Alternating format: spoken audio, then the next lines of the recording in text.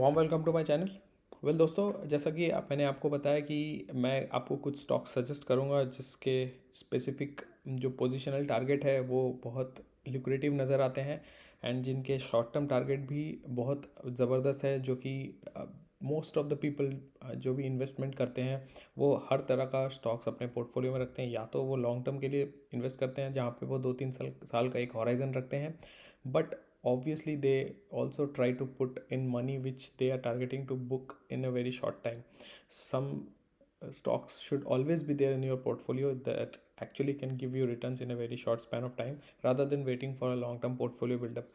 long term के लिए तो definitely आपको portfolio build करना चाहिए। कुछ stocks ऐसे होने चाहिए जिसको आपको खरीद के भूल जाने हैं, वैसे मैं सजेस्ट करता रहता हूँ, लेकिन कुछ स्टॉक्स ऐसे हैं डेफिनेटली जो कि शॉर्ट टर्म में आपको अच्छा मुनाफा बना के दे सकते हैं। सो कुछ देर पहले मैंने पेट्रोनेट एलएनजी के ऊपर एक वीडियो अपलोड किया है। सिमिलर सेक्टर एक और है गेल, जिसको भी अभी थोड़ा सा वो लाइमलाइट में है because of some of the news government of India का कुछ अंडरटेकिंग्स के चलते। तो आइए बढ़ते हैं आगे एंड थोड़ा सा हम लोग देख लेते हैं कि जो गेल अभी ट्रेड कर रहा है उसका इंट्रिंसिक या फिर फेयर वैल्यू क्या होना चाहिए, उसका एक लंबी अवधि के लिए पोजिशनल टारगेट क्या होना चाहिए और एक शॉर्ट टर्म टारगेट के लिए उसका टारगेट्स एंड स्टॉप लॉस आपके ट्रेडिंग के लिए इन्वेस्टमेंट के लिए क्या होने चाहिए। तो चलिए देख लेते हैं सबसे पहले उसका जो नॉर्मल फंडामेंटल्स की अगर हम बात करें। सो दोस्तों, आप देख सकते हैं स्क्रीन पे 129 करंट मार्केट प्राइस गेल का है, क्लोजिंग प्राइस। अगर हम मार्केट कैप की बात करें तो ऑलमोस्ट 60,000 करोड़ इसका मार्केट कैप है। Book value is 113। P ratio is very lucrative, 6.82 इसका पी रेशियो है। जब जो हम लोग इन जनरल 20 अप्रॉक्सीमेटली 8 to 18 अगर रेंज पे पी है तो हम उसको अच्छा मान के चलते हैं, तो यहाँ 6.82 is a very good P. Return on equity is 19.45, again it's a very good figure.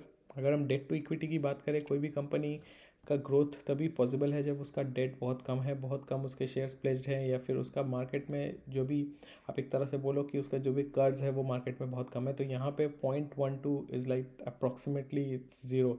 तो कंपनी का बिल्कुल भी डेट नहीं है, which is a very good thing. जो प्रोमोटर होल्डिंग है दैट इज़ 52%। इंपॉर्टेंट थिंग यहाँ पे सबसे ज़्यादा मुझे ज़रूरी ये लगता है डिविडेंड यील्ड। एक कंपनी में अगर आप पैसे बना के रख रहे हो, आप कंपनी को पैसे दे के रख रहे हो, लंबी अवधि के लिए इन्वेस्ट कर रहे हो, तो बैंक में आपका पैसा अगर है, बैंक में सेविंग्स में आपको इंटरेस्ट मिल रहा है, तो उस इंटरेस्ट से ज़्यादा अगर कंपनी आपको डिविडेंड बना के दे रही है then you should always stick to that company, क्योंकि पैसे तो आपको डिविडेंड में मिल ही जा रहे हैं। जो भी कंपनी आप बैंक में पैसे रखते हैं उसके अगेंस्ट जो भी आपको इंटरेस्ट मिलता है वो कंपनी आपको डिविडेंड में दे ही दे रही है। उसके अलावा कंपनी का जो प्राइस है वो भी वैल्यूशन के हिसाब से बढ़ रहा है, तो definitely it's a very good bet, you should always do it. अगर हम सेल्स और प्रॉफिट की बात करें तो 14.3 इसका एनुअल सेल्स है, 3 साल का average, which is not that bad. And profit is something that actually is caught my eyes, 41.94, 42% on an average 3 साल का profit growth. This is amazing.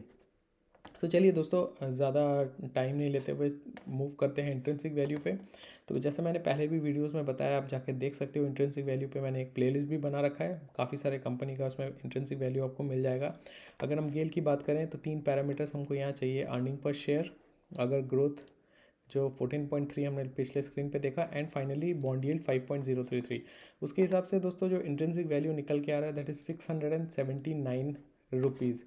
अभी ट्रेड कर रही है 129 के प्राइस पे। 679 माने इसका ऑलमोस्ट 6 टाइम्स, 5 to 6 टाइम्स यहाँ पे एक्सपेक्टेड एक रिटर्न आपको मिल सकता है, but that is again a positional target.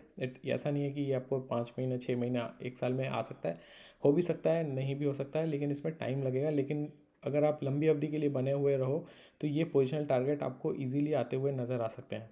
तो 6 टाइम्स रिटर्न अगर नहीं भी आता है, अगर हम मान के चलें इसका 50% भी अचीव होता है, स्टिल 300 साढ़े 300 का टारगेट इज़ लाइक ऑलमोस्ट आपके पैसे 3 टाइम्स to 4 टाइम्स होने के चांसेस पूरे पूरे हैं। हम अगर इसकी जो रिलेटिव स्ट्रेंथ इंडेक्स है आरएसआई इंडेक्स उसकी बात करें तो आरएसआई अभी 71 पे है, that means it's in peak bullish zone, बहुत ज़्यादा इसमें खरीदारी हो रही है। सो ये तो दोस्तों हो गया एक पोजिशनल टारगेट। मैंने आपको बताया कि अगर आप लंबे अवधि के लिए इन्वेस्ट करना चाहते हो, if you are a long term investor then you can actually start putting your money in SIP mode so that you take the advantage of any dips that happens.